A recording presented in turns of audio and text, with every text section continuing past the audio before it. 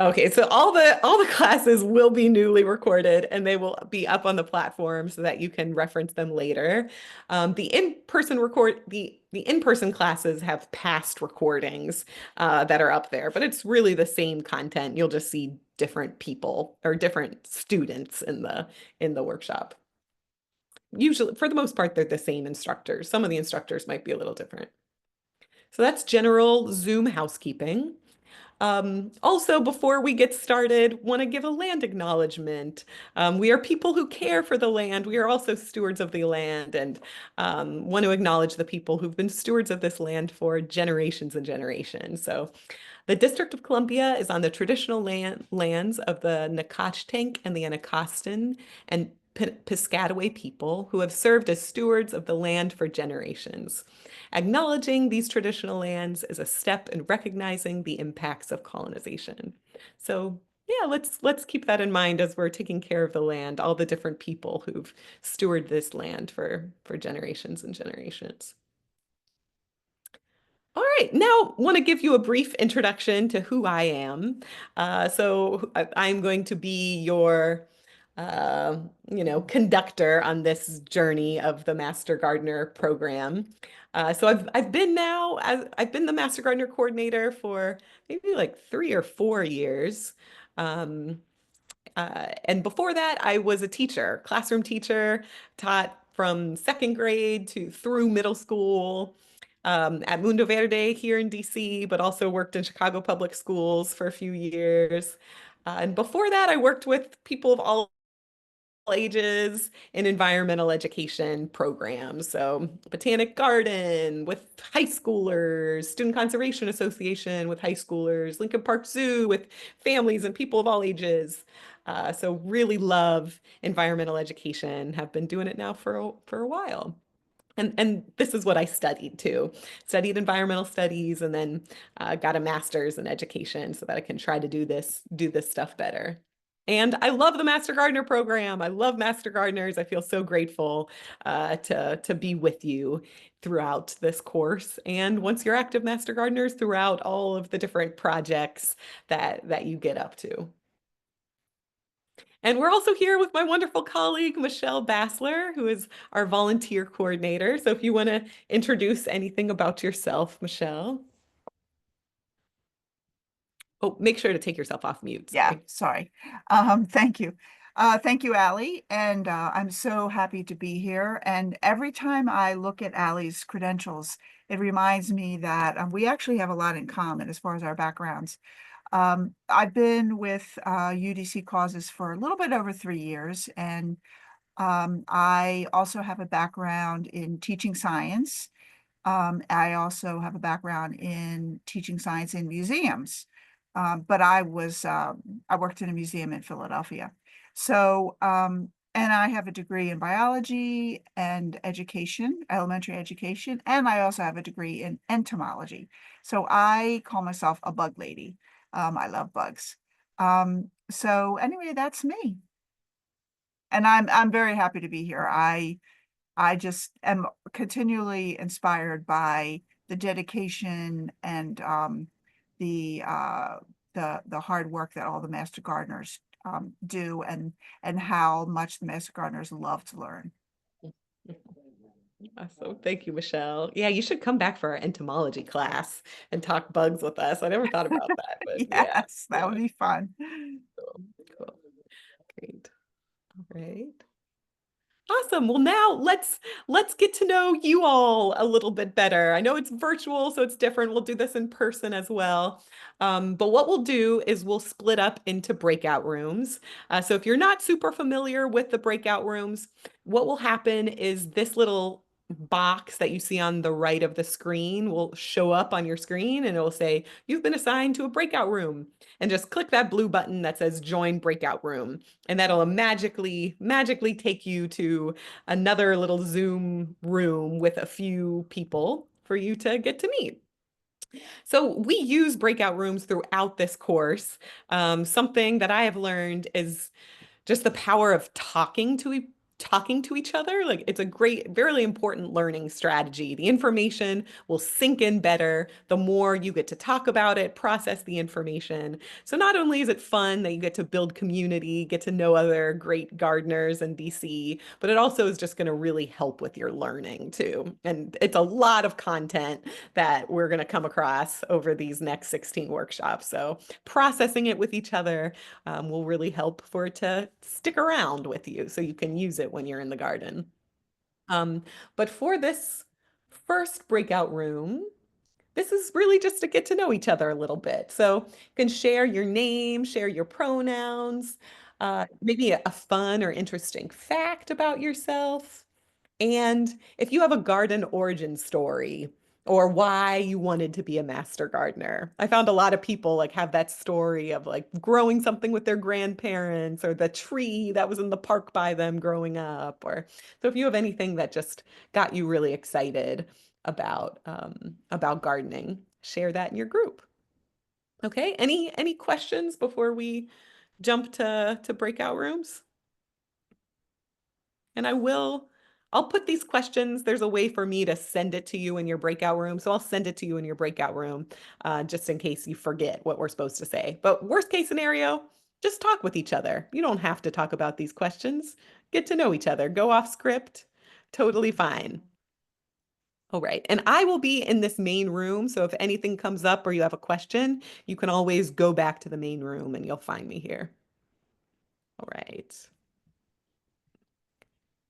Okay, we'll see you back here in like 5 minutes. 5 minutes to talk with each other. See you soon.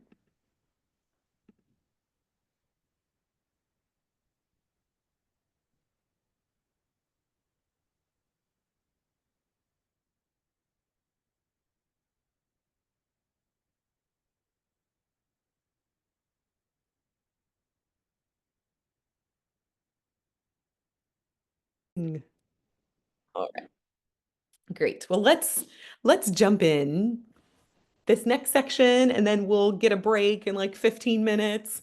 But this next section will be an overview of the basic training. So what did you sign yourself up for these next 16 workshops? All right. So first, just overall, what you all are considered right now is Master Gardener trainees. While you're in the workshop phase, you're trainees. And then when you shift into the volunteer portion, you'll be interns. And then once you get your certificate, you'll be active Master Gardeners. Um, so while you are trainees, you will be a part of these 16 different workshops. They're mostly on Wednesdays, and all the Wednesdays are from 6 to 9, and all those are virtual. And then there will be 4 Saturdays as well from 9 to 12 that are all in person. And it's looking like all of those are going to be at UDC Van Ness campus. There was a chance we were going to go to some of the other sites, but it seems like it's not going to work out for those workshops. But we'll have other opportunities for you all to go to those sites. I'll create some other opportunities um, but so yes, so that's the overall structure. The attendance rate to get your certificate is 75%. So that means you could miss 4 classes. I do ask for those 4 classes to be sure to watch the recording. And there's a short quiz on Moodle on the learning platform that you can take after you watch that video and go over the materials. The quizzes won't be for a grade. It won't determine whether you get accepted into the course. It's just a great way to just keep practicing and make sure the information is integrating. Um, and there also is a class evaluation after every workshop too. So please do submit those. It's a great way for me to check in and see how things are going and adjust things as we move to the course through the course to make things better for you all. Um, wait, are you all seeing?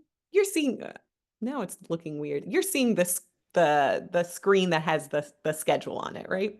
Yes, Yes, yes. yes. Thank you. Okay, just making sure. Thank you. Um, Great. And all the course materials will be up on Moodle. So some people have said that it's helpful to look through them ahead of time if it's a lot of content that they're not familiar with. So you're welcome to do that. And there is a final exam at the very end of the course, um, but you'll have like an open period of time to do this. It will be virtual. You can do it on your own time. It will be open book. So this isn't supposed to be like a high stress, keep you from being master gardener kind of thing. It's just another way to check on your learning and show you all that you've learned. So you can take the test multiple times. We'll go through all that information as we get closer, but just want to make sure anybody who has test anxiety, this won't be a stressful test, just a check in on information kind of test. Um, and now I'm just going to give a brief overview, like a sentence about each of these different workshops, just so you can see what's coming up, get excited for the information that's coming up. So our next workshop is this Saturday on botany, and it's going to be at UDC Van Ness. And I'll go over those directions, and I emailed them to you as well, but make sure that you know how to get there. So yeah, this will really be, so we have a solid foundation of plants, their structure, how they grow, how they propagate, get lots of information on plants that'll set us up for the rest of the course. Then the next workshop's on urban agroecology, and this is really to give us a framework for the whole course. How can we think ecologically, think in terms of systems, learn some of the key vocabulary, and framework that will help us to think about gardening. Then the next workshop is urban agriculture. So that's focused on growing food in the city. What are methods to do that, challenges, ways to work with those challenges with growing food here in DC. The next class is on compost. So this is how to reduce our waste and also make great soil. Soil is such a precious resource that we need to grow plants, that plants need. So this class will help us. How do we do that in a city? The science behind compost. Then the next workshop, this is more on perennials, on trees, woody plants. We'll hear from an arborist, how to take care of our trees, some issues that tend to come up when growing trees. Um, then the next course will be on soil. We'll hear from a soil scientist all about all the living things in the soil, the different nutrients in the soil, how to take care of it. Um, so that's the soil class. The next two are on garden planning. So this gets into some of the more nitty-gritty, tangible things of like designing your garden. What kind of equipment, what kind of structures, trellises do you want to build in your garden? What kind of considerations do you need to keep in mind when you're looking at a space and planning to grow in it? Who is your audience that you're planning to grow for? What are their needs? And how can you incorporate that into your garden? So those are two workshops focused on that. The next class is on plant pathology. So thinking about diseases, what kind of things can kill our plants and what can we do to try to prevent them, to try to have really strong plants, and what can we try to do if a disease does show up, how can we try to control it? The next class is entomology. So this is our bug class. We'll hear from a bug expert, learn all about them, both all the great bugs that we desperately need in our garden, that our gardens wouldn't survive without these creatures, and then the ones that can be pests and how do we manage them. The next class is on water management. So thinking about how to, especially in this area where stormwater can be a big issue, but also can be an asset of all this access to water. So how do we navigate that in our gardens? The next one we'll hear from the same entomologist, and this time it'll be focused on pest management. So different techniques to try to deal with pests in an organic way, to try not to use pesticides. What are other things that we can do? Then the next two classes are focused on growing food. So I was glad to hear. And this is something that we've shifted the course a little bit to be more towards food. It won't be exclusively food, but we do have two workshops about growing fruit and vegetables because that did seem to be a priority for a lot of people.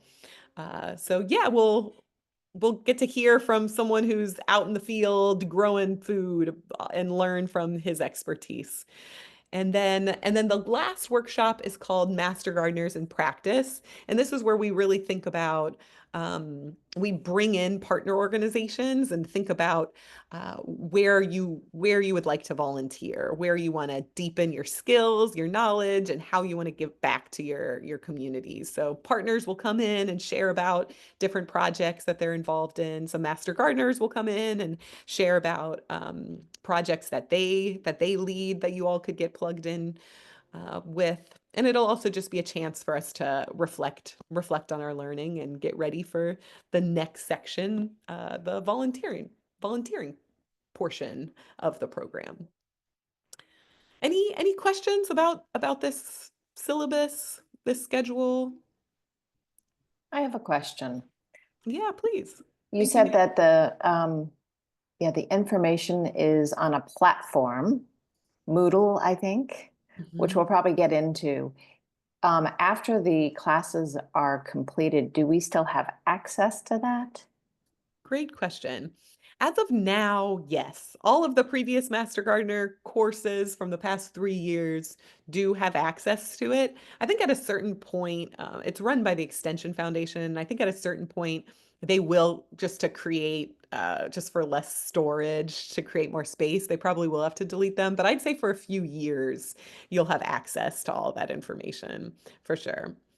And I want to think about a way to maybe just have one open for Master Gardener. So something might shift to where maybe it won't be just for your class specifically, but there'll be one that as a Master Gardener you can access still. So, but for now, yes, you will have this, you'll have access to that website.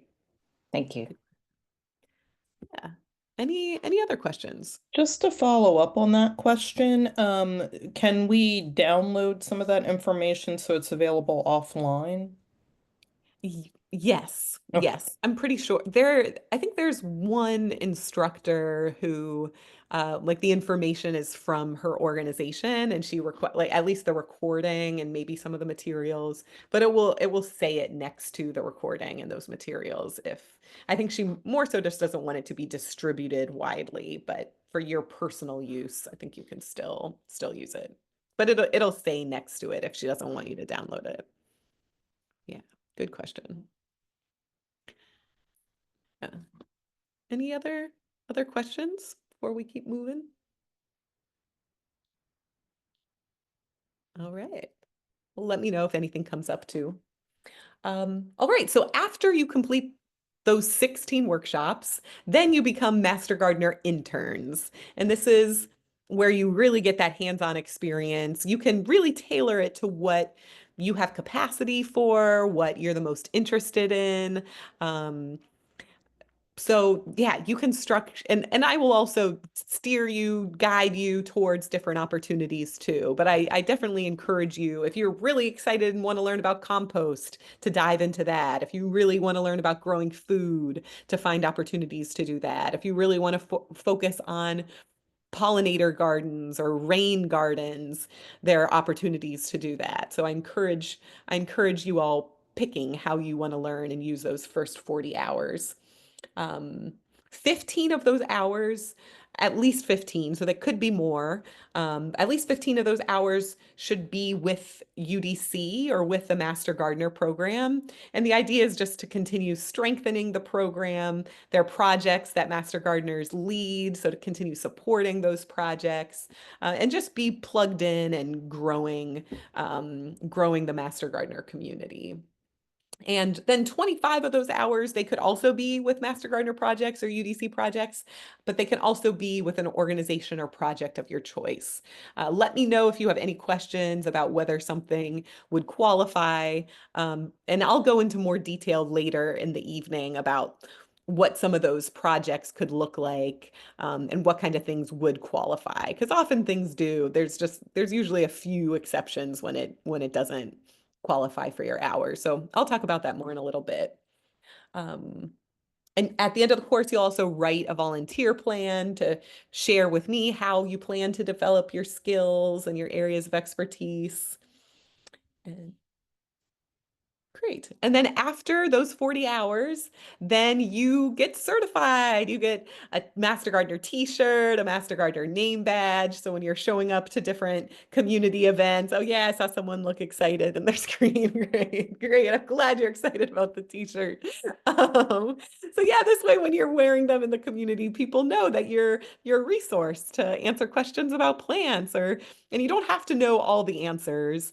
I think sometimes as Master Gardeners, people are like, oh, at the end of the course, I have more questions now. The more I learn I don't know. But I think as Master Gardeners, we're resources to share our love for plants and to look for answers with people. So never feel like you have to know everything, but that you're a great resource in our communities.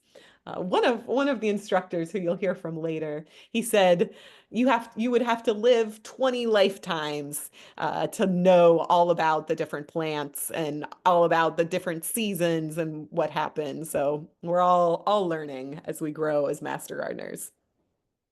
So yeah, so once you get your certificate, you are considered an active DC Master Gardener. And later in the evening, I'll go into a little more detail about what that looks like. But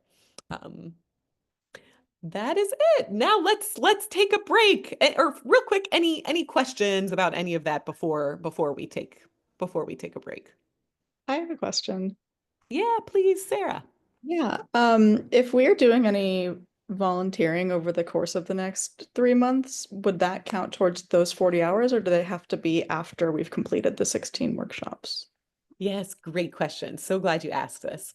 Yeah, so you can start volunteering during the course and it can still count towards your hours, but you do first have to complete the background check. So, and Michelle will talk about that a little bit. I think we're waiting still for HR to send you. And thank you. You all are so on top of it and sending us messages like, I haven't received it. And I think that's because HR hasn't sent it yet. So that will come to you. And as soon as you get word from us that you have passed the background check, then you can start volunteering and that can go towards your 40 hours for sure. Yeah, great question. Any other questions about the course, the different workshops, the structure of it?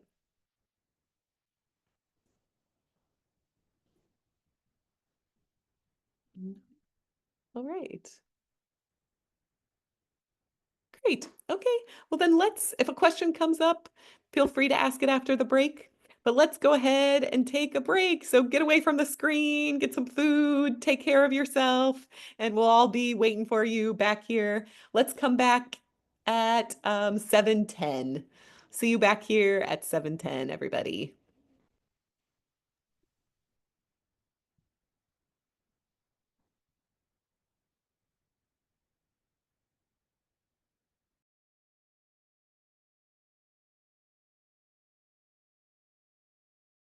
Right.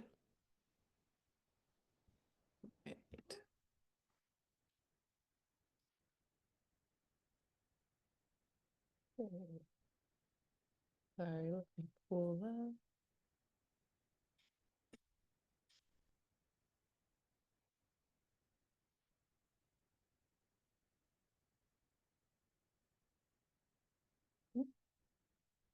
All right. When you are ready, Michelle, go ahead and take it away. Oh. Oh, okay, there we go. I was trying to unmute myself and I was being unsuccessful, but thank you. Okay, so welcome again, everyone. I've been enjoying seeing your faces, hearing your comments, looking forward to getting to know all of you at some point. And thank you, Ali, for allowing me this time to present. I want to start off with saying that I've been trying to keep up with responding to your emails. Please keep the emails coming. If you have sent me an email and you're waiting for me to get back to you, I apologize, but I will eventually get back to you. Thank you for all your questions. So my contact information is here, and you will be hearing from me anyway. I'll be following up with an email with more information, but I do understand from Ally that she will be posting this the slides in Moodle. I will probably also, when I email you to follow up, I'll probably also include my portion of the slides in my email. So you will have my contact information, but I'll be reaching out to you. So you'll be able to see and refer to all these slides. And thank you in advance for your attention. And let's see, if Ally, if you could go to the next slide. Thank you. So we will talk about background checks briefly, and then I will be spending a bit more time giving you like a little bit of an introduction to our volunteer platform. It's called Better Impact. And I will be also talking a little bit about the volunteer application. As Ally mentioned, the Master Gardener program is part of the UDC Causes volunteer program. So there are things that every volunteer in the program, including Master Gardeners, does to become onboarded, and the application is one of those. It's a lot easier than it sounds. And then hopefully we should have time for questions. But please, as I'm talking, if you have questions, feel free to put them in the chat. I think Ally mentioned to me that at the towards the end of tonight, there'll be a breakout room where I will be, so that if you have questions that you think of before the end of the night, then you can just hop into that breakout room with me and ask those questions. And I know that there's a lot to learn tonight about logistics and a lot to learn about the platform. So it is definitely a lot to take in. So I will welcome your questions. And please, of course, after tonight and throughout the program and throughout your time as a Master Gardener, please reach out to me for more questions. Okay, Ally, next slide, please. All right. So thank you, Ally. So I think everyone received the email from me about the UDC background check. And again, I apologize that you have not received the email yet, that there's been a delay with the Office of HR. Unfortunately, it's out of my control, but I'm hoping that those emails will go out soon. Once you fill out once you get the email, click on the link, fill out the very short application for your background check. Usually it just takes a few days for them to come back. But just another caveat is that when it comes back, it still has to go through the Office of HR. So, but I will let you know as soon as I know that we've received your background check. You may receive notification directly from the company that does the background checks. It's called HireRight. You may receive notification from them that you've been cleared, which is great, but unfortunately, I need to have the official notification through HR. But we'll try to do that as quickly as possible. I will be checking and on top of it as much as possible and let you know as soon as I find out. If you have not received the email from me with the information about the background check, feel free to let me know. I think there were some people who didn't get that original email from me. The main thing that's in that email is what is right here on this slide. And that is that the email will come from noreply@hireright.com. And it may go to your spam folder. So please check your spam folder, your junk folders. The link will expire in 30 days from the time that it was sent to you. But if something happens, we can always request that you be sent a new email. But hopefully, try to fill that application out as soon as you get the email. And so oftentimes people ask, why do we need to do the background check? In this day and age, most people are familiar with that idea. You maybe have had other background checks, but basically it's to help protect UDC and causes property, data, reputation, employees, students, and volunteers like yourselves and other program participants. It is required by UDC, so it is not a choice that Ally and I make. It's definitely something that's required by UDC, and all UDC causes volunteers are required to do that. So you are not alone. And the other thing I want to let you know is that it is a transparent process. So and if there are any issues that come up, the final decision is made in causes. It's not made by HR. So it is a transparent process. Okay, Ally, next slide, please.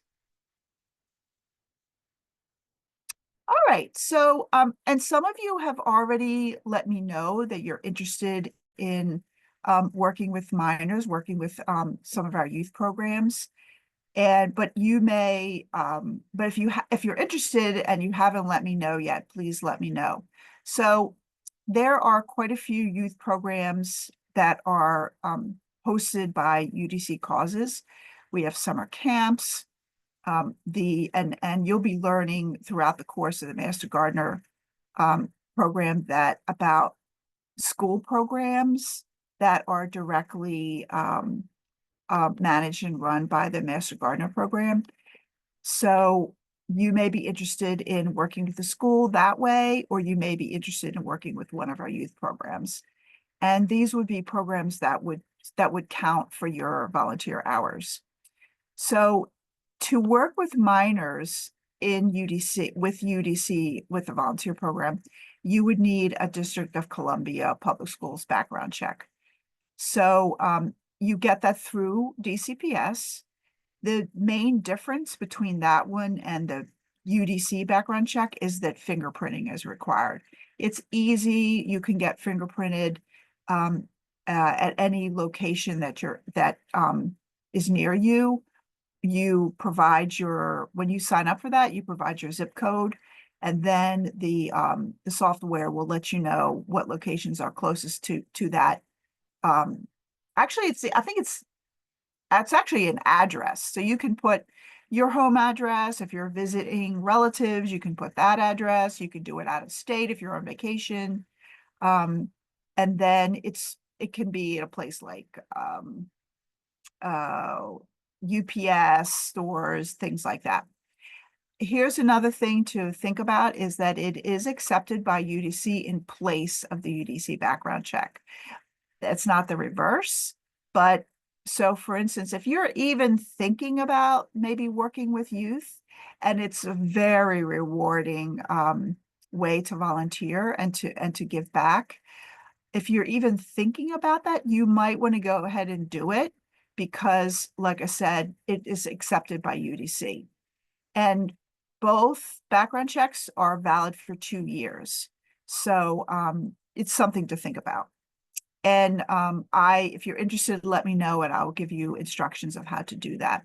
If you are interested in working with our youth programs, there's also a very brief protection of minors training that's required. Very easy to do. I give you the directions for that as well. Okay, any questions about I'm just going to pause for a second. Any questions about the background check? You can always get in touch with me later. You can put a question in the chat if you're interested, but I will also, like I said, I will be in a breakout room at the end of the night if you have questions. I have one, Michelle. Sure. This is Nancy. Sure, And Nancy. I apologize. I jumped on your portion just a little bit late. Have we already received an email for you, or are we still waiting for HR? We're still waiting for, yeah, Okay. thanks for asking the question. Yeah, we're still waiting for HR. And Okay. I will also follow up as soon as I know that the emails have gone out. I will follow up so that you can be on the alert for it. Oh, great question. So Josh, and thank you for that, Nancy. Josh also put a good question in the chat. If you already have a background check with the Master Naturalist program, do you need to do it again? And I know that there are several people that are also in the DC Master Naturalist program that this would apply for. And the answer is no, you do not. And thank you for that question. The only thing to keep in mind is the date when you had the background check with the Master Naturalist program, because they're only valid for 2 years. So you can just think about that. But yes, the background check is the background check. And hopefully that answers your question. Great question. Anyone else have a question right now?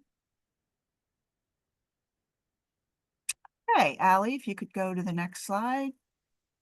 Thank you very much. All right, so the volunteer platform that we use is called Better Impact. We love it. It's great. It's an international corporation. It is used by other land grant universities like the University of DC. It's used even by other volunteer nonprofit organizations in DC. For instance, I know the US Botanical Garden uses it. So we've been really happy with it. Sarah is saying she can't see the slides. I assume other people can see the slides. I can see them. Mhm. Okay, great. Thank you. Okay. Maybe if you, Sarah, if you're not able to see, you could try logging off and logging back in real quick. Sometimes that can fix the issue. And I'll let you back in the room right away. And thank you for speaking up, Sarah. Thanks for letting us know. So Better Impact, you'll be getting, I'll show you a link in a minute, but you create an account. Of course, it's free, easy to create an account. And then you fill out an application in the process of making your account. Very easy to do. And also within that application are a couple of documents that we need you to sign. One is a UDC liability waiver. One is a DC volunteer agreement that is required. UDC, if you might not know this, but the University of DC is part of DC government. Oh, yay. Great. Sarah can see the slides. So UDC is part of DC government. So there are certain procedures that we need to follow because of that. So anyway, you complete and sign the documents, make sure you click the button that says submit, and you will be able to get news and updates through the volunteer portal. We encourage you to opt in for text message alerts. So it's totally optional, but I want to let you know that we would only use that if it's urgent. So an example of that would be if you sign up for a causes hosted volunteer activity and it has to be postponed or canceled or something, maybe due to weather, maybe due to the staff having an emergency. That way we can contact you really quickly and hopefully prevent you traveling to the site. And then the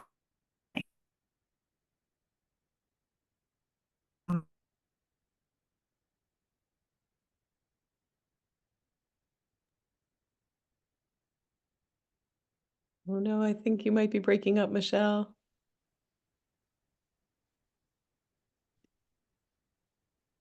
And Michelle warned me that there might be a Wi-Fi issue.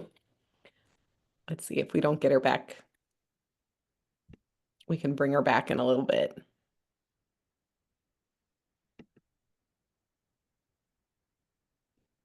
Hmm.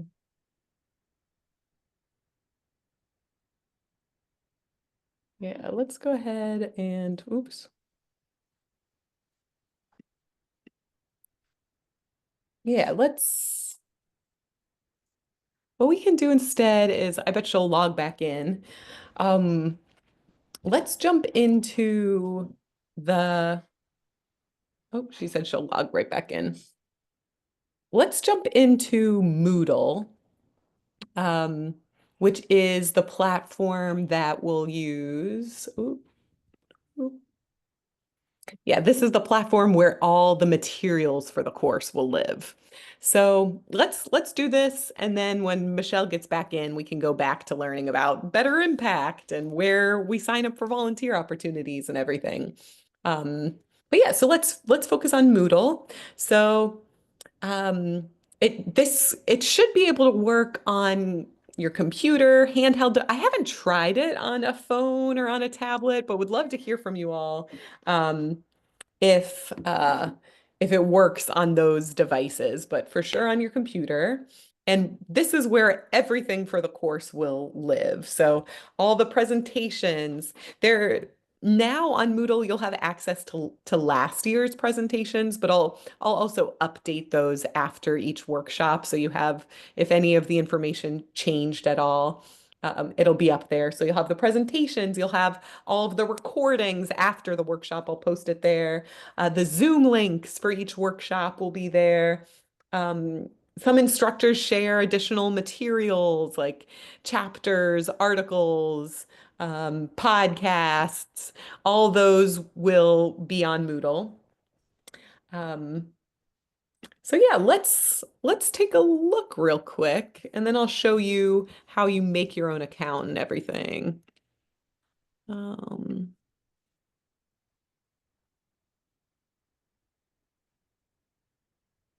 All right, can you all see Moodle now? Great, great. I see some thumbs. Awesome. So yeah, you'll see on the left, what's really nice is this can help you navigate to each of the different workshops. So if you want to see the materials for soil, you can click on the soil class and it'll take you right there. And you can see the quiz is already there, class materials. There's a soil chapter by the instructor, by Trish, who will be here. And later the recording will be here as well. So that left side helps you navigate things. And then all of the main documents for the course are also here. So the schedule of when all the workshops are. There's another document that has more information about the curriculum. So what the different topics are that we'll cover for each of the workshops. A course directory, we'll go over this later, where we'll share, if you feel comfortable, we'll all share our email addresses, so you can be in touch with people during the course and after the course, as well as the contact information for the instructors too. There's instructions on how to use Moodle, which I'll go over in a minute, the DC Master Gardener Guidebook. This is for the whole program. The volunteer handbook that Michelle's talking about for the general volunteer program. We'll have a resource sharing document. So I've just found throughout the courses that so many people share such great information and resources in the chat. So we'll also put these in this document so then you can access them later. And then if you're having any trouble logging your volunteer hours or finding other volunteer opportunities, there's this document here helps you navigate Better Impact. But you can also reach out to me and Michelle, but this document will help you with it as well. So yeah, and this is where the final exam, you'll take the final exam here too. You'll click once it's ready, there'll be a button and you'll click here and take it at the end of the course. So yeah, everything for the course really will live in Moodle. Any questions about Moodle?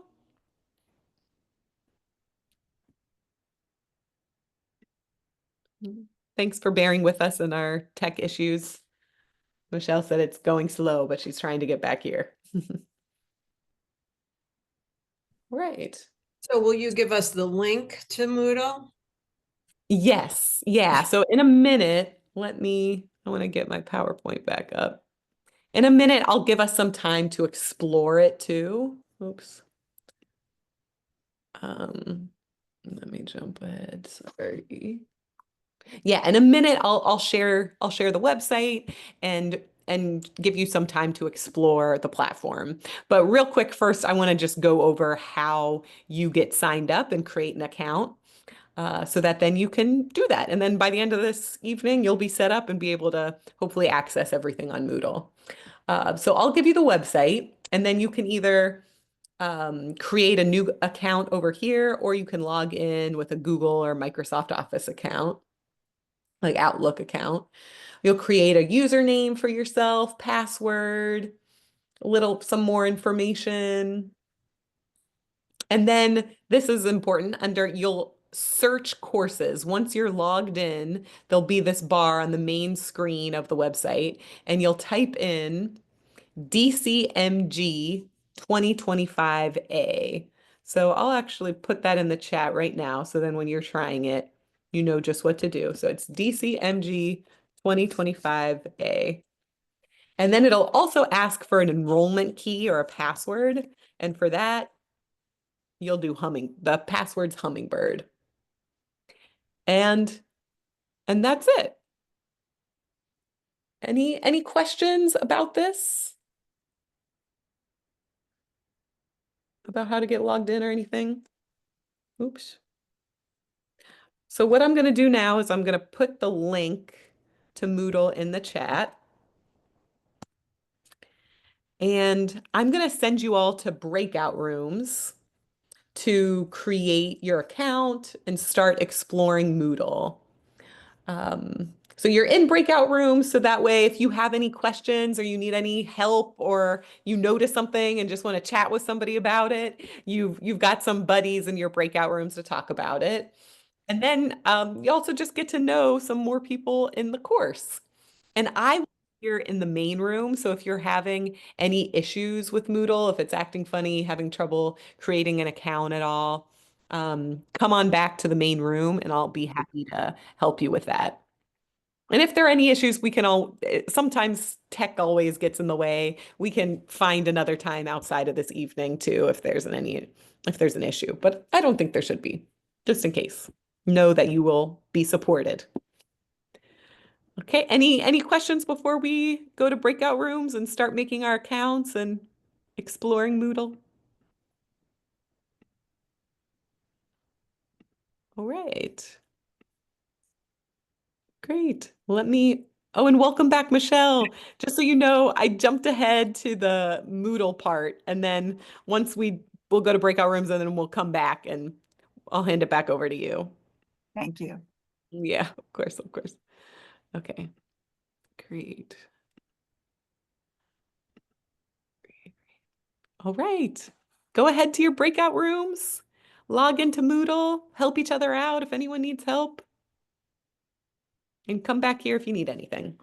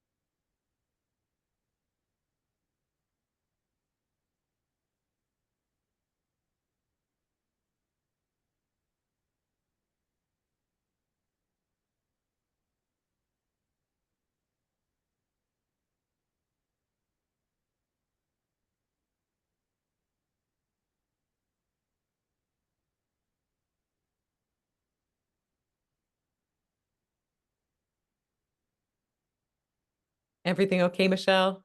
I'm sorry, that's frustrating. Yeah, I am so sorry. I have, it might even happen again. My Wi-Fi is so. Feel free to use this QR code if you want. The link that you see next to the QR code is a clickable link. You'll when you get the slides. Okay, Allie, next slide, please. All right, great. So when you click on that, you will see this slide does not show you the entire thing that you'll see when you click on those links or use the QR code, but you'll see our the volunteer program policies. And then when you go to the bottom, that's where you will and of course some of you already have Better Impact accounts, but if you don't, you're going to create an account. And then you see at the bottom, it says, I've reviewed and agreed to the Causes Guide to Volunteering. You click on that, and then you click on Save and Continue. So there are multiple ways that you can see the Causes Guide to Volunteering, but what's at the top are the main parts of what we're asking you to agree to. Okay, Allie, you can go ahead, please. All right, so when you fill out the application, at some point, the application will ask you to sign up for a volunteer orientation or to review orientation slides.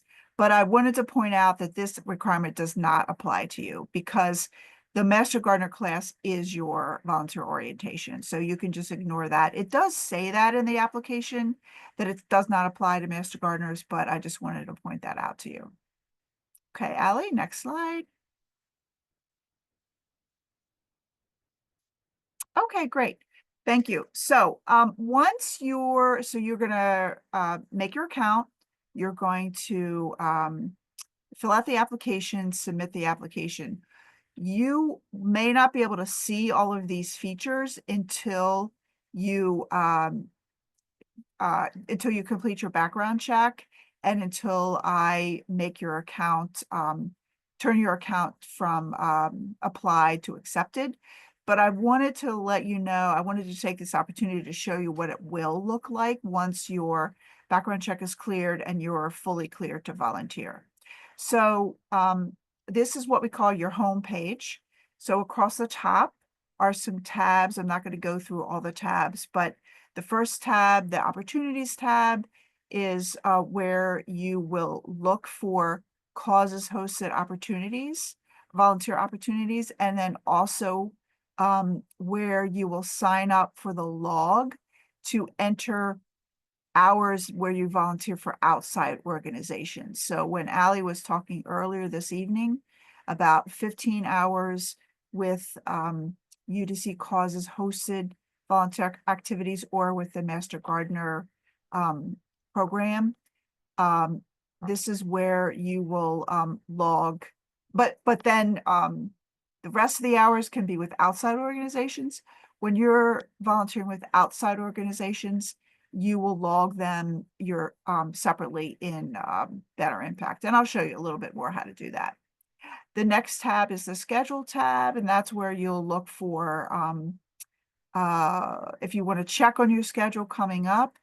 The next tab are the Hours tab, and that's where you will actually log those hours with outside organizations.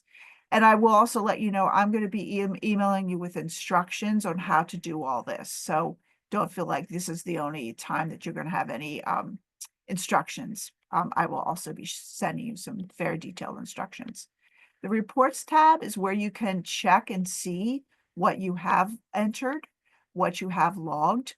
But please know that if you ever want information about what you've logged, to let me know, and I'm happy to do that for you. So you don't have to do that yourself, but that's what the Reports tab is for.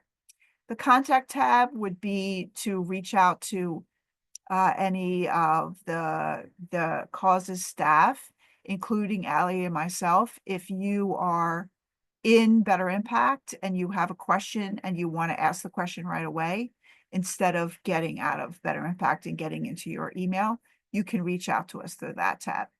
The tab on the far right, it says My Profile. You can always go back to that and make changes to your profile. If you change your address, if you have a different phone number, if you change your mind and you want to opt in for text alerts or opt in for email reminders, you can go back and do that there. You'll see that Better Impact keeps track of your volunteer hours. It will give you a reminder of an upcoming shift that you've signed up for. When you go down in the lower right, where it says Files, you see some different things that are listed where you can go back and review. You can get access to user guides. And if you also want to look again to the Causes Guide to Volunteering. And just so I don't want anybody to worry about what might be in the Causes Volunteering. It's very much, I would say, common sense things that we want you to know and be aware of, and that we ask you to do to make sure that everyone has a pleasant volunteering experience, and that we can support you the best way possible. So, but definitely do look at that. Down at the bottom, where it says Personal Message, there might be something that we would post. Oh, I hope you can't hear the dog barking in the background. I apologize if you can. But anyway, the Personal Message is, there might be something that relates to an activity that you've signed up for, or something that we want all Master Gardeners to know, things that just apply to Master Gardeners. And then it doesn't show on the slide, but down below that is a really great feature. It is news updates that apply to everyone. So it might be a special volunteer activity that's hosted by causes that we want you to be aware of. Any kind of news and updates. So we always recommend that you scroll down and check and see what's new in the news section. And I do update them and post new things from time to time. I think that's it for this slide. I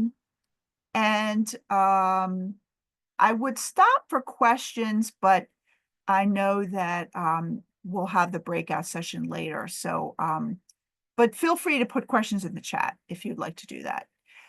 So, as I mentioned, after you're finished onboarding, you'll have access to causes hosted volunteer activities. You can search for them. You can sign up for them. You can remove yourself from a shift.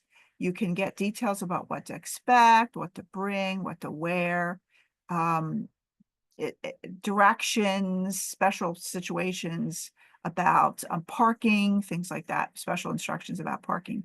And like I mentioned, you can contact not only Allie and myself, but you can also contact site supervisors who would be different than Allie and I, whoever's running that causes hosted activity.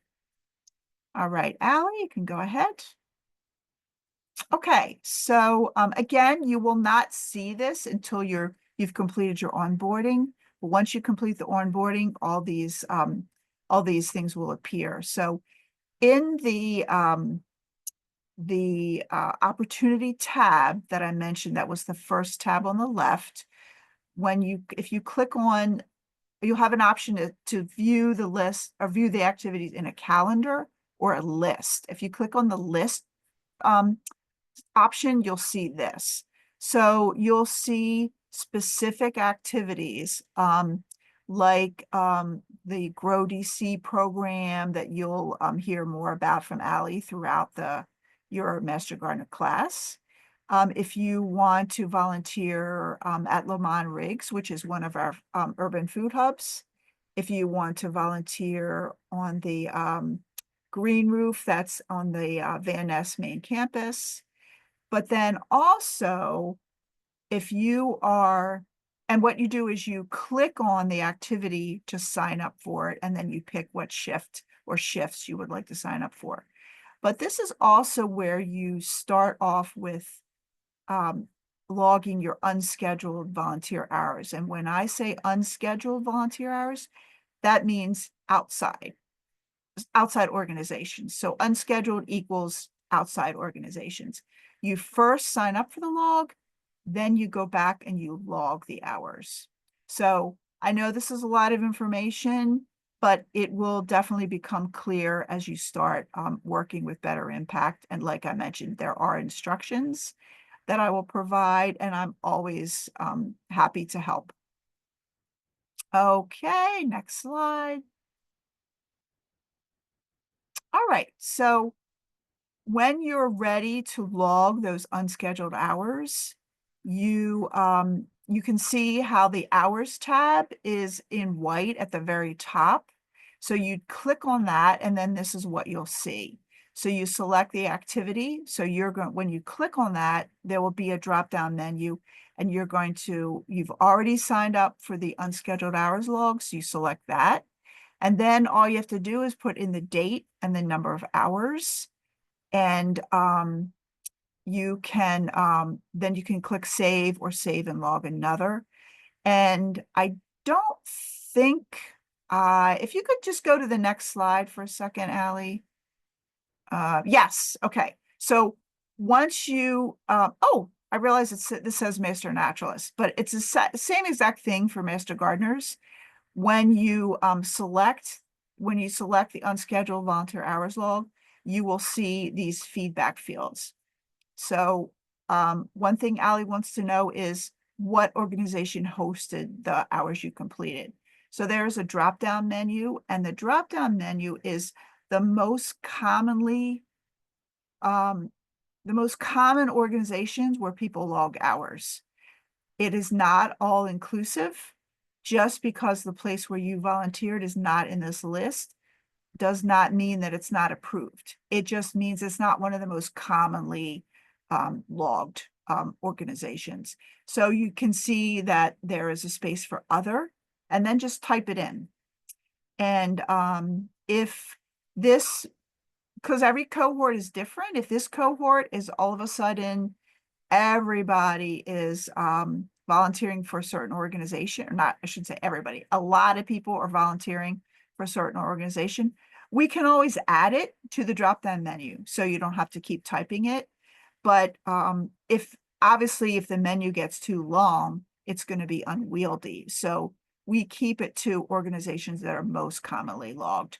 Then you can see at the bottom where it says any additional notes, that would be something that you want to add. It's optional if you want to write what you did. And it doesn't show here because this slide is a master naturalist slide, but there is also a field where Allie would like to know what type of volunteer activity it was. And there's 4 different categories. And Allie, I don't know if you're going to talk about that at some point, but it's definitely in Allie's Master Gardener guide. And I saw a question in the chat. Let me just take a look at that. Can we get credit for volunteer work with organizations outside of the district, but still in the metro area? I think that's a question for you, Allie. Yes, great question. The volunteer hours should be in the district. Continuing education can be outside, so you could go to workshops, learn more, and we'll talk about continuing education later. You don't need that right now as trainees and interns, but once you're an active Master Gardener, you get continuing education. You need continuing education hours, but volunteering does need. The idea is for us to be DC Master Gardeners, and it's a confusing area, the DMV. We all are spread out and connected, but yes, in the district. Thank you for asking. Yes, thanks for the question, and thank you, Allie, for answering the question. Okay, next slide.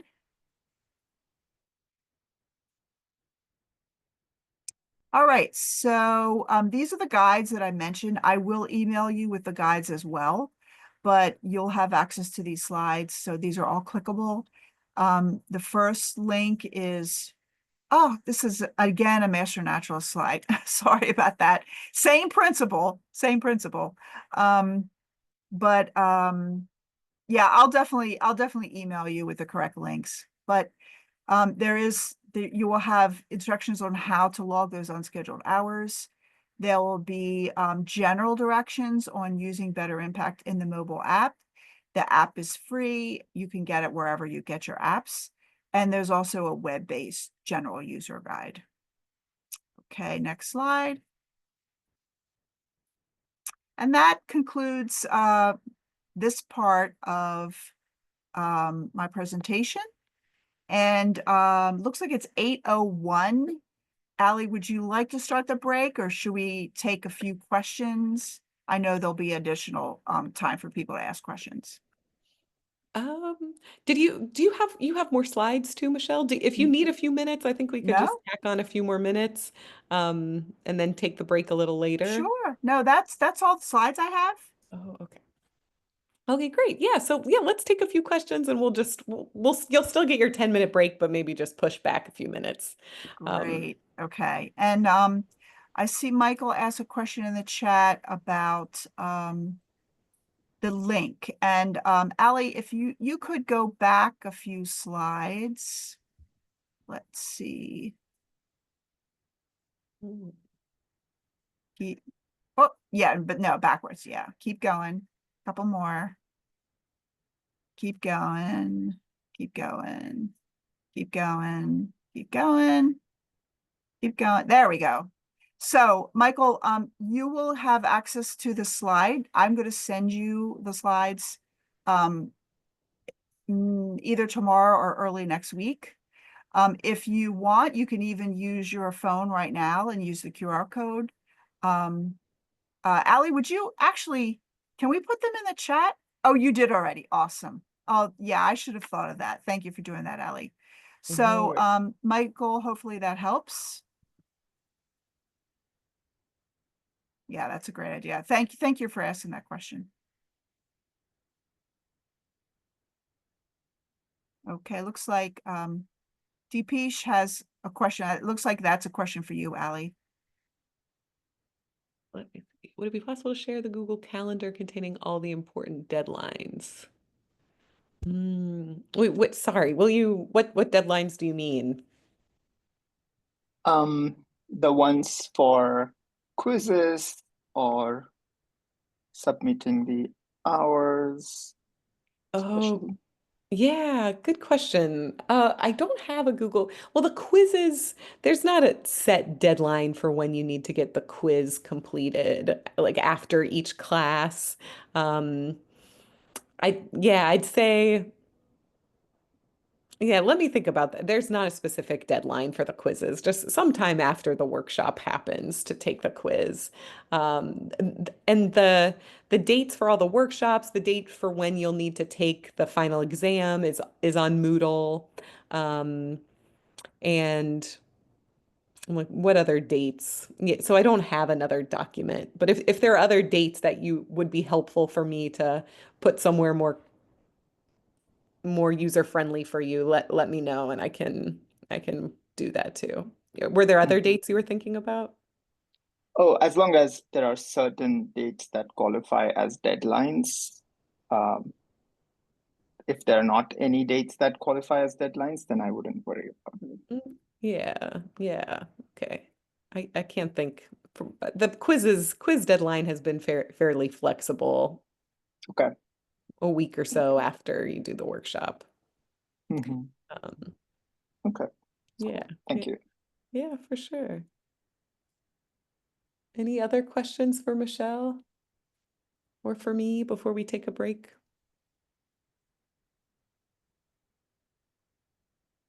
No?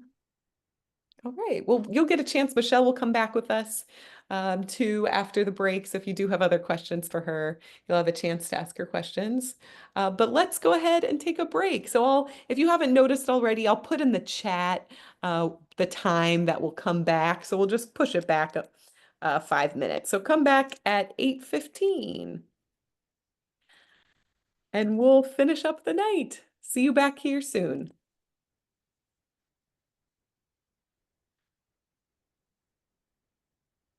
And we will get started. So what we're going to do for this last section of the class is we're going to go over now the DC Master Gardener program as a whole. So you're already a part of it, and then you'll continue to be a part of it when you complete the course, when you complete those first 40 hours, and then the remaining hours that you need to do every year to be an active, to still be an active Master Gardener. So we'll talk about that, and then we'll go over some other logistics for the program and give you some information about Saturday's workshop too. But let's get started. So first, want you all to have a good sense of where you all fit within the University of DC.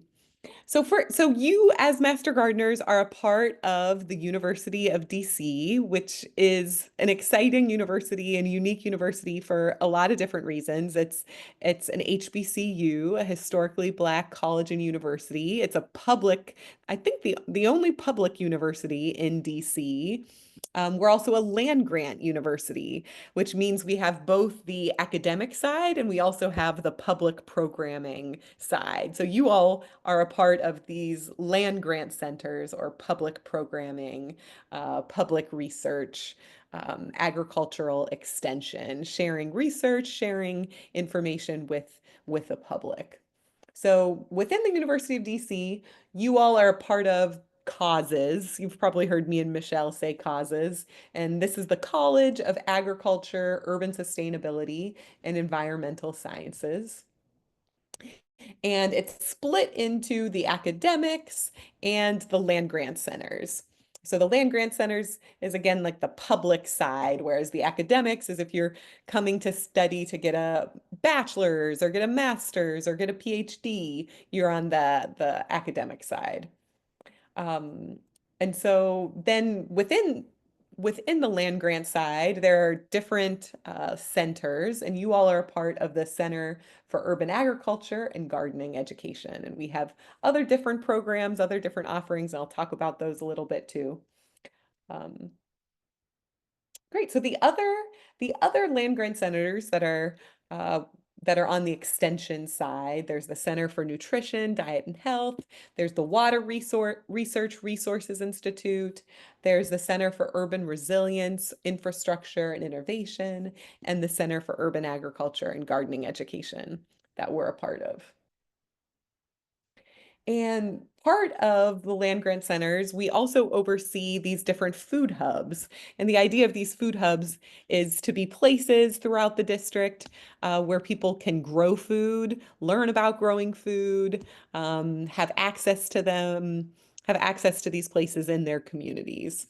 So there are there are 4 different food hubs within the district. So there's the Van Ness campus, which we're going to go to on Saturday in Northwest. It used to be called Bertie Bacchus. It's now called the Lamond Riggs campus in Ward 5, Northeast. There's East Capitol Urban Farm, which is Ward 7. And there's PR Harris, which is Ward 8. And then we also have the Firebird Farm, which is out in Beltsville. And there'll be opportunities, if not during this course, then once you are active Master Gardeners, you'll see them on Better Impact. There'll be opportunities to go to all these different sites and highly recommend it. The different sites are doing different things, different kind of research, growing different things. So can get plugged in and learn and volunteer in different ways with each of these sites. And wanted you to just be familiar with the different faces of the center that you're a part of and just share with you a little bit about what's going on in the Center for Urban Agriculture and Garden Education. So we have our center director is Che Axum. And he'll give presentations for Master Gardeners at different times. So you'll has a lot of experience growing food. So you'll have different opportunities to learn for him. Mike White oversees a lot of the food hubs. So if you're involved in the different food hubs, you'll get to interact with Mike. Ariel oversees the soil system, so hydroponics, growing food not in soil but in water. Sometimes fish are a part of that. We'll learn more about that in urban agriculture, but she teaches workshops, certificate courses on soil systems. There's me, there's Lindsay, our wonderful staff assistant, helps things go smoother. Diego oversees 4-H, so this is working with young people in food and wellness. And Larry oversees, oops, oh, where did you all lose it, or is it just my screen? It just disappeared. 1 second, let me pull it up. Don't know where it went. But Larry oversees growing food and soil, and he's mostly based at Firebird Farm. I actually think there's an opportunity now on Better Impact to volunteer with him. So all these people are great, offer their own workshops, their own volunteer opportunities, and know so much. Is a great, and plugging into the things that they do is a great way to just continue to learn more. Sorry about that. I don't know why it just disappeared. Sometimes I do things on my trackpad and I don't even know what it has. I don't even understand. All right, so that's us. Now let's talk more about Extension Master Gardener, or EMG. So the Extension Master Gardener program, it was started in 1972 in Washington State. Dr. David Gibby, he came up with this idea to train volunteers with a passion for gardening to help Extension with consumer horticulture education in the community. This unique volunteer program has become internationally recognized and often duplicated as a model for other volunteer programs. Today, Extension Master Gardener programs exist in all 50 states and the District of Columbia, woohoo, and in parts of Canada and South Korea. So yeah, you are joining not just a local DC network, but you're joining a national, international network. So there are conferences, there are ways to plug in. If you have to move, we hope you don't, but if you have to move, you can transfer and you can be a part of a Master Gardener program somewhere else too. So exciting to know that you're joining something that's great in DC, but also goes even beyond DC. And yeah, and really the vision was to take the research, take all the information that's happening at the university and help bring it out into the community, share this information with the public. So thank you all for helping us make that happen. So and this might be slightly older data, but a few years ago, over 84,000 Master Gardeners in this network, logging over 3 million volunteer hours. So many projects all over the country. But all Master Gardener programs are very different. So if you do transfer, if you do talk to Master Gardeners from every place, it's all very different depending on where the area, what the landscape is. Being in an urban environment does make us a more unique Master Gardener program too. Because it's growing in a city context, which is different if Master Gardener programs are more rural or suburban. Also, the climate and the kinds of things you can grow and when you're growing affects the program a lot. The population that you're serving, the different cultures, different people's connections to growing is different depending on where people are from, their backgrounds, and different resources. Each university is different that supports Master Gardeners. So the program will look very different depending on the university as well. A little background on the UDC Master Gardener program is it's been offered now for over 20 years. At a certain point around the pandemic, it was restructured and rebuilt. We put out a survey to Master Gardeners to hear how they wanted the program to grow and really shifted the program to adapt to those interests. We also shifted to be more virtual, making it more accessible to people and possible during the pandemic too. And we also offer now 2 courses per year because there's so much wonderful interest in wanting to learn about gardening and sharing with communities. And so you all know too, the mission of the program is to train and empower volunteers in all 8 wards of the District of Columbia to connect local communities with sustainable, culturally relevant horticultural practices that are research-based and urban-focused. So that is what we are striving to do. And our vision is to cultivate a network of diverse, knowledgeable Master Gardeners who provide education and support for community-based garden projects throughout the city. Master Gardeners aim to inspire change and promote individual and community health and well-being and environmental stewardship. So we have very lofty, beautiful goals, and thank you all so much for helping us to realize those. I think someone got kicked out. Let me make sure. Oh. Great. And if you want any more information about the program, you can find this on the DC Master Gardener website. I'll show you. We have a separate Google site. It's so internally focused, but it's another place to find volunteer opportunities, especially volunteer opportunities with partner organizations, because we don't put those on Better Impact. So if different organizations reach out to me and are like, would Master Gardeners want to come help us in our school garden? I'll post it there on the Google site so that Master Gardeners can find out about those opportunities. But you can also find general information about the program and the DC Master Gardener Guidebook. It's also on Moodle too. So let's talk a little more. So you've finished the course, you've done your first 40 hours, you're certified. now you're official Master Gardeners. What do you do to maintain your active Master Gardener status? And the answer is 20 volunteer hours. So the number of hours goes down after you get your certification, and 10 continuing education hours. So that's something new once you're certified, is finding different opportunities to keep learning more. Those can be YouTube videos, they can be workshops in the city, outside of the city, as long as it's information that's and sometimes it's hard to know for sure, but information that's more reliable. We want to make sure we're updating ourselves on information that we want to share with the public.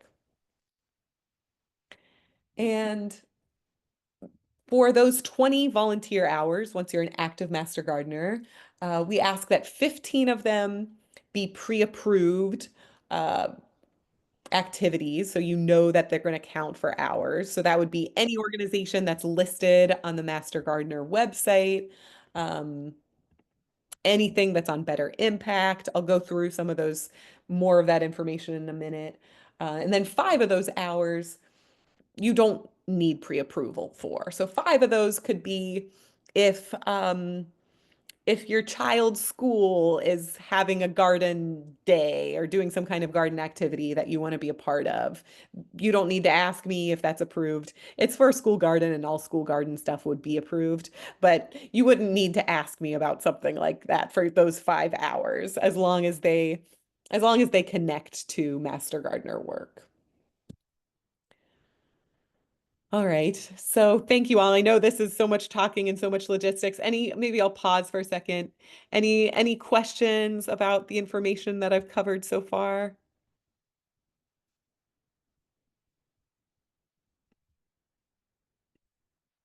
No. Okay. Great. All right, let's keep going. A little bit more of this general program information, and then you'll get some time to explore the Master Gardener website. So real quick, what happens if Master Gardeners don't meet? So if you don't meet those annual hour requirements, you have the option to make them up the following year. You also have the option, if right now is just a really busy time, this happens to all of us, and you just can't do the hours that year, you can let me know and you can take a hiatus and then come back once you're able to be a part of the program. So these different statuses, there's the hiatus status, there's the emeritus status. This is if people want to still receive communication, but can't do the volunteering. If you just can't be a part, the volunteering's just too much, you need to separate for a while, you can do that. You can also transfer we've had people to move to different parts of the country and be a part of their Master Gardener program. And also just want to share, there's a lot happening within the Master Gardener program. Master Gardeners lead these different committees. We have the leadership committee. We have this one, we're still working on launching, but having demonstration gardens in different parts of the district to demonstrate different gardening practices. An outreach committee, 4-H Grow DC, this is the group of Master Gardeners who support school gardens. And there's Ask a Master Gardener online. So these are Master Gardeners who answer district residents' questions, gardening questions online. So these are different projects that Master Gardeners lead that you can get involved with. And general overview of what your responsibilities as a DC Master Gardener are.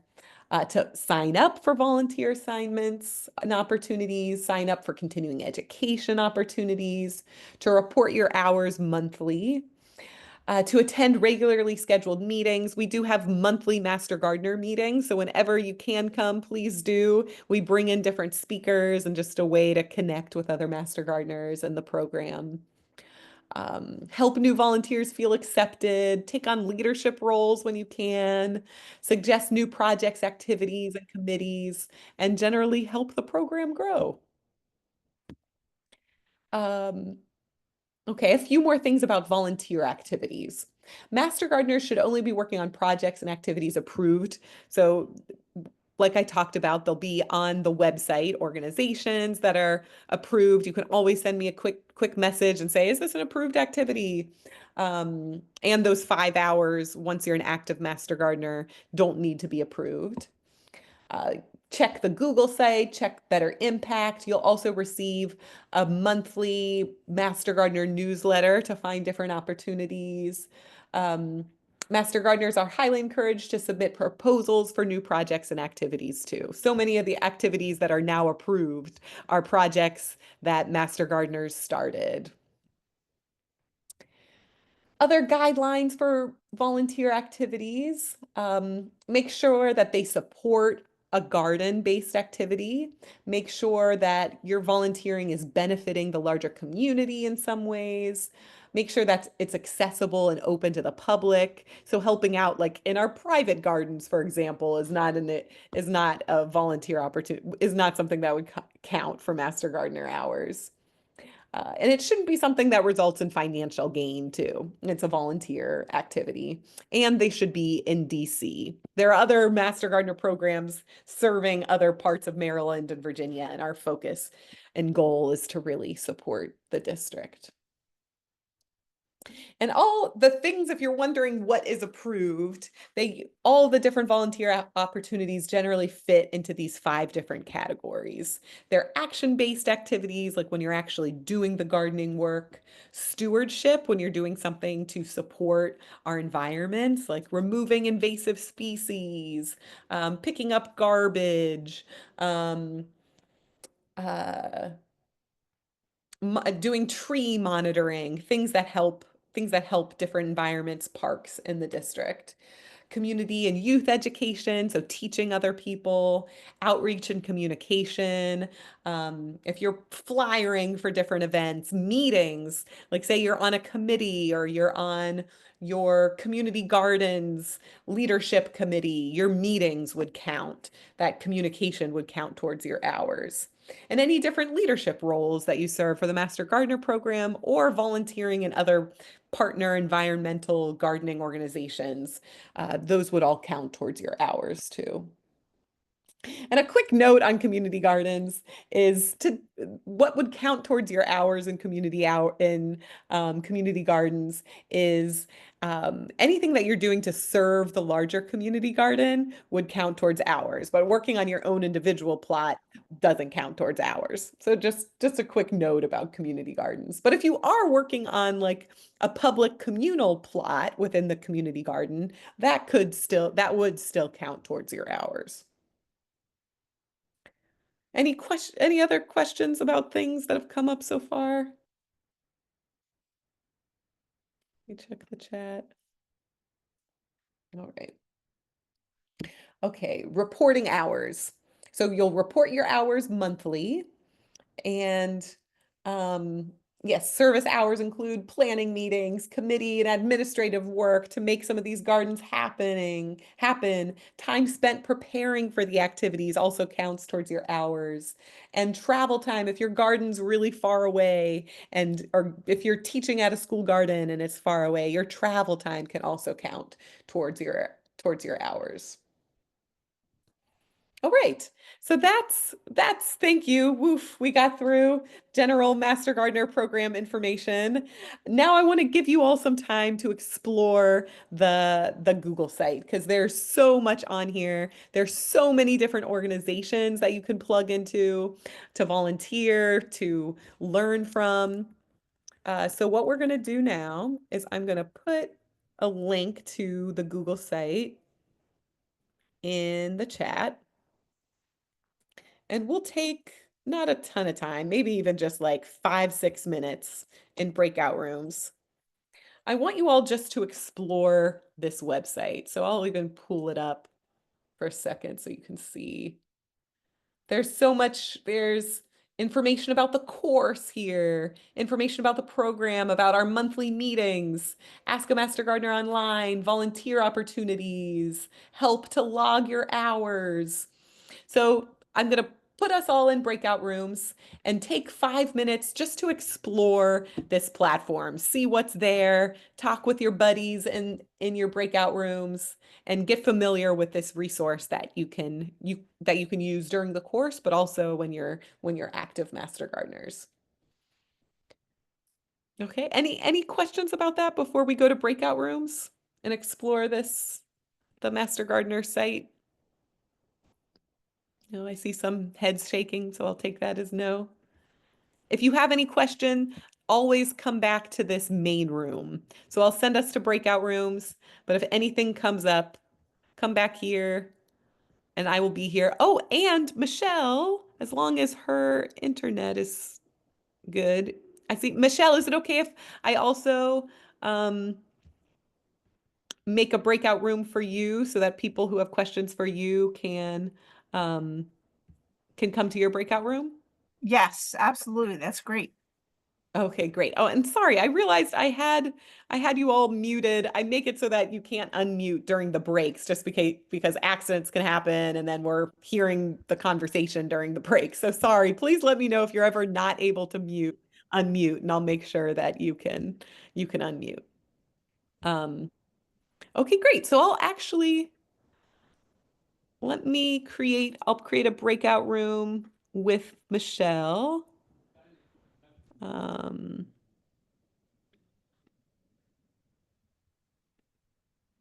So actually, this is going to be a little different where you'll get to choose which breakout room you want to be in. And that's just because Michelle is going to have her own room. So there's one room, when I open the rooms, you'll see one room that says Michelle. If you want to go to and ask Michelle about anything, go ahead to the room that says Michelle. Otherwise, you could go to any of the other 9 rooms to check in with some people and explore the website. Okay. Any questions before we get started? Right, let's do it. Okay, go to your breakout room, explore the website, check in with Michelle if you would like to.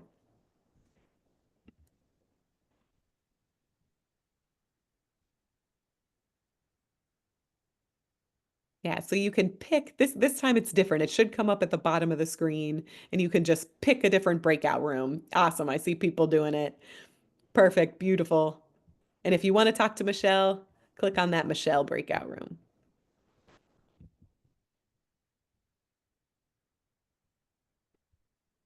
But you're also welcome to stay here too. And if you have any questions, I'm here.